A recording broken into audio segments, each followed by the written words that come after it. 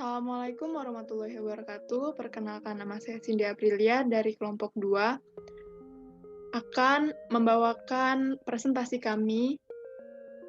Pertama-tama, saya akan memperkenalkan anggota kelompok kami.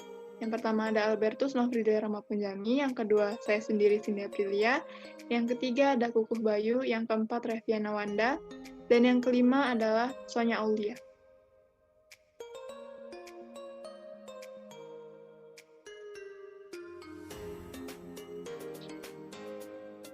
Hasil penelitian kami ditemukan ada 4 sesi, yaitu yang pertama pendahuluan, yang kedua metodologi, yang ketiga hasil dan pembahasan, dan yang keempat kesimpulan. Slide pendahuluan akan dibacakan oleh Reviana Wanda. Kepada Reviana Wanda, dipersilahkan.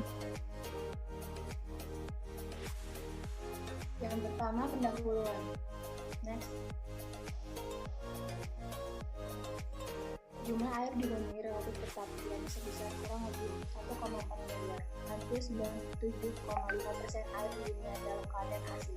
Bila dianggap permukaan bumi ini seragam, tanpa lembah dan gunung, maka jumlah air sebesar itu akan menutup rata seluruh permukaan bumi dalam 2,6 km. Dari jumlah sebesar itu hanya 2,5% air di dunia yang bersifat tawar. Daerah aliran sungai atau das adalah wilayah tangkapan air hujan yang akan mengalir ke sungai yang bersangkutan. Perubahan fisik yang terjadi di subdas akan berpengaruh langsung terhadap kemampuan subdas terhadap banjir. Adanya tekanan penduduk terhadap kebutuhan lahan, baik untuk kegiatan pertanian, perumahan, industri, rekreasi, maupun kegiatan lain yang akan menyebabkan perubahan penggunaan lahan. Next.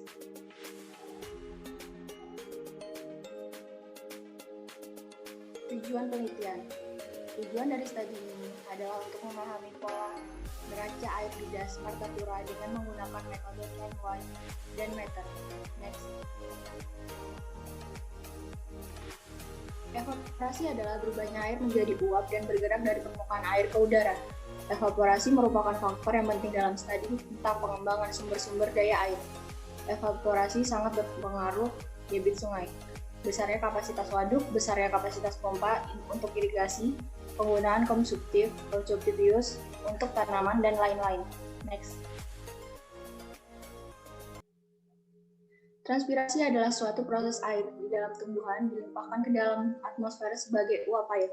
Dalam kondisi lapangan, tidaklah mungkin untuk membedakan antara evaporasi dan transpirasi jika tanahnya tertutup tumbuh-tumbuhan.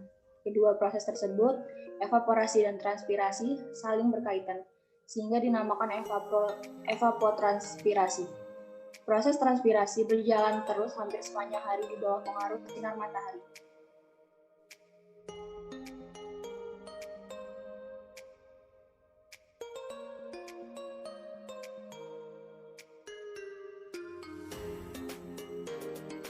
Baik, terima kasih Reviana Wanda. Slide selanjutnya akan dibacakan oleh Sonya Aulia. Pada Sonya Aulia, dipersilahkan. Ya, baik. Terima kasih, Cindy. Evapotranspirasi adalah gabungan dari proses penguapan air bebas atau evaporasi dan penguapan air melalui tanaman atau transpirasi. Evapotranspirasi merupakan faktor dasar untuk menentukan kebutuhan air dalam rencana irigasi dan merupakan proses yang penting dalam siklus hidrologi.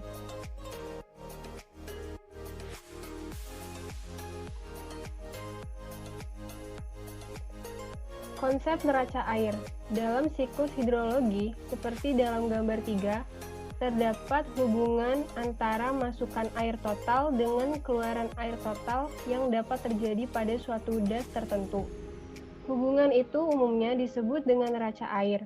Menurut Dinas PU Pengairan Provinsi Kalimantan Selatan, neraca air adalah gambaran potensi dan pemanfaatan sumber daya air dalam periode tertentu. Dari neraca air ini dapat diketahui potensi sumber daya air yang masih belum dimanfaatkan dengan optimal. Kedua, ada metodologi. Metode pengumpulan data. Studi ini dilaksanakan pada Das Martapura di Provinsi Kalimantan Selatan.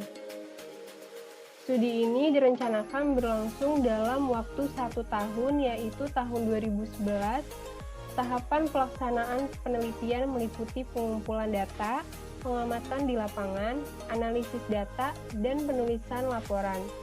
Di dalam penelitian ini menggunakan pendekatan metode survei, yaitu perolehan data dari instansi terkait atau secara tidak langsung.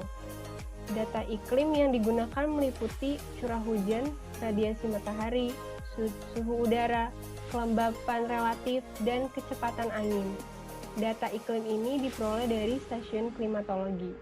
Perhitungan neraca air metode Thornweyde dan Mather dilakukan dengan program OBASIC.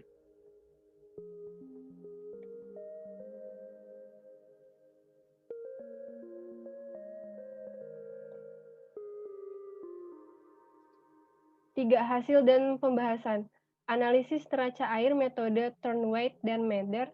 Analisis neraca air diperlukan dalam berbagai keperluan seperti irigasi, pola tanam, serta perencanaan dan evaluasi pengelolaan das. Dengan mengetahui neraca air, maka potensi air dapat diketahui.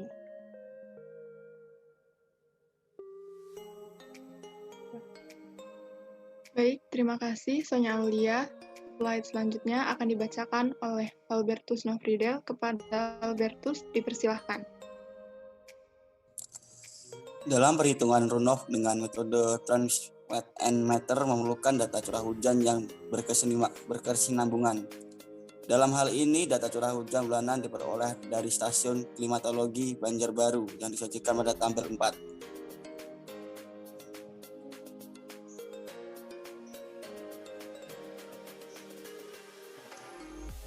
Perhitungan evapotranspirasi indeks panas. Indeks panas atau I dalam 1 tahun adalah merupakan jumlah dari nilai indeks panas I bulanan yang dihitung dengan menggunakan rumus I sama dengan T per 5 dikali 1,514. Dalam hal ini T adalah rata-rata temperatur bulanan yang diperoleh berdasarkan data stasiun klimatologi terdekat. Perhitungannya sebagai berikut. Berdasarkan data dari stasiun klimatologi Banjarbaru, rata-rata temperatur bulanan Januari sama dengan 25,93 derajat Celcius, sehingga nilai I sama dengan 25,93 dibagi 5 dikali 1,514.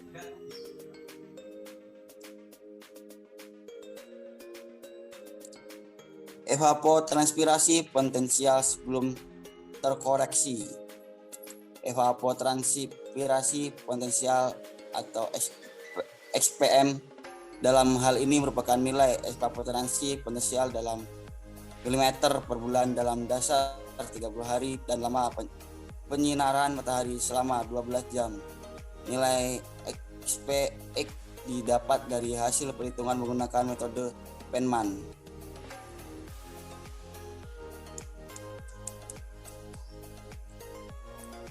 Evapotranspirasi potensial setelah terkoreksi.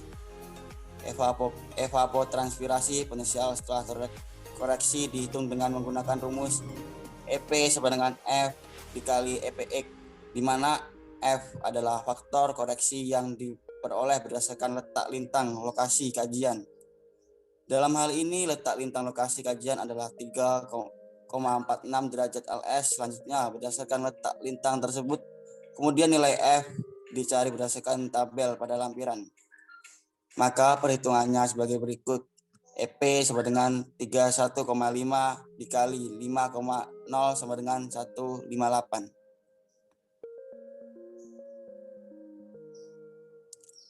P sampai EP adalah seleksi antara curah hujan dengan evaporasi potensial. Perbedaan atau selisih antara curah hujan dan evaporasi potensial ini diperlukan untuk menentukan kelebihan dan kekurangan periode lembab atau basah. Yang negatif dari P sampai EP mengidentifikasikan bahwa jumlah curah hujan yang jatuh tidak mampu menambahkan kebutuhan potensial air dari area yang ditutupi vegetasi. Baik, terima kasih Albertus Nofriedel. Selanjutnya akan dibacakan oleh Kukuh Bayu Satrio. Kepada Kukuh Bayu dipersilahkan. Terima kasih moderator, saya akan melanjutkan prestasi ini. Akumulasi potensi kehilangan air diperlukan untuk mengetahui potensi kehilangan air pada bulan kering. Curah perhitungan APWL dimulai dari nilai P sampai EP yang mempunyai nilai negatif. Kemudian secara berurutan dijumlahkan dengan nilai P sampai EP. Sesudahnya sampai dengan nilai P sampai EP negatif terakhir. Hal yang harus diingat bahwa penjumlahan nilai APWL ini bersifat kumulatif. P sampai EP yang bernilai negatif adalah pada bulan Mei, sehingga perhitungan APWL dimulai pada bulan Mei dengan nilai APWL sebesar -8, sehingga APWL pada bulan Juni yaitu sebesar -8 plus 107 sama dengan -115. Kemudian nilai APWL untuk bulan Juli yaitu -115 ditambah -154 sama dengan -269. Dan seterusnya sampai dengan yang terakhir yaitu pada bulan Oktober.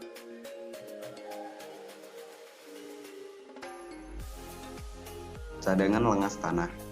Nilai cadangan lengas tanah diperoleh berdasarkan hasil perkalian antara persentase luas penggunaan lahan, air tersedia, dan kedalaman zona perakaran.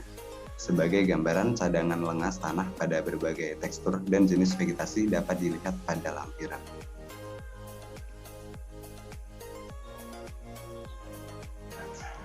Berdasarkan tabel 10, nilai ST untuk APWL yang bernilai positif dihitung berdasarkan ST sama dengan cadangan lengas tanah setiap penggunaan lahan, luas zona perakaraan per penggunaan lahan ST sama dengan 15.039 dibagi 88 sama dengan 171. Dalam hal ini persen luas penggunaan lahan berupa pemukiman tidak dimasukkan sebagai faktor pembagian karena pada pemukiman perakaran dianggap tidak ada, sehingga total persen luas zona perakaran adalah 23 ditambah 4 ditambah 61 sama dengan 80. Untuk perhitungan selanjutnya menggunakan program QBasic dan hasilnya adalah sebagai berikut.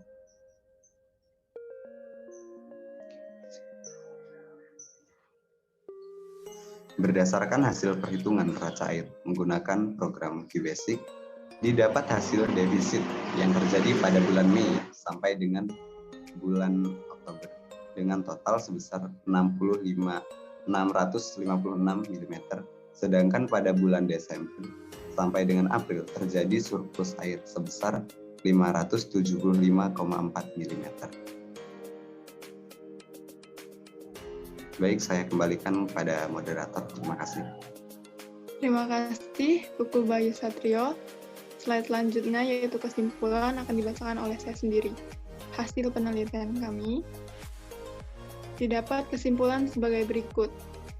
Besarnya evapotranspirasi das Martapura tahun 2011 adalah bulan Januari 5,0149 mm per hari, yang Februari 5,1887 mm per hari, Maret 4,7403 mm per hari, April 4,2138 mm per hari, Mei 4,4037 mm per hari, Juni 4,9266 mm per hari, Juli 5,3059 mm per hari, Agustus 7,2247 mm per hari, September 6,2887 mm per hari, Oktober 7,194 mm per hari, November 5,8763 mm per hari, serta Desember 4,7276 mm per hari.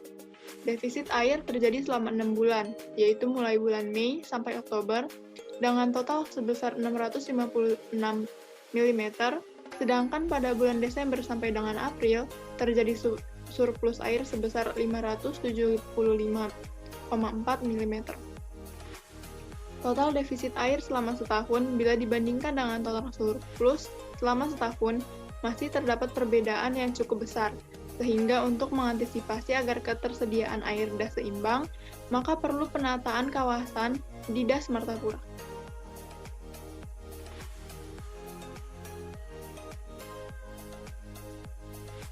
Baik, mungkin itu saja yang dapat kami sampaikan.